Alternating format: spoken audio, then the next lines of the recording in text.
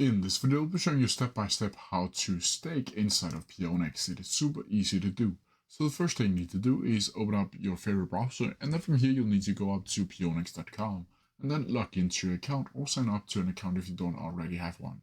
From here it should look something like this, and here you'll need to go up to Earn or the Earnings tab, and then from there you'll see the staking. Once you click on that, it should look something like this, and here you can see staking and my staking. From here you'll be able to see the ETH staking here, where you can choose the APY or the duration, the available quota, and then from here you can also choose the operation, which will always be the stake. And here you can choose the duration, how many days you want to stake the ETH, the Ethereum, and then from here you can just click stake right here, and then click I agree, and then click stake. Then from there you'll start staking your Ethereum using Pionex. That's how you do it. If you have any questions about it, please send them down in the comment section below, and I'll try my best to answer them as quickly as possible. See ya!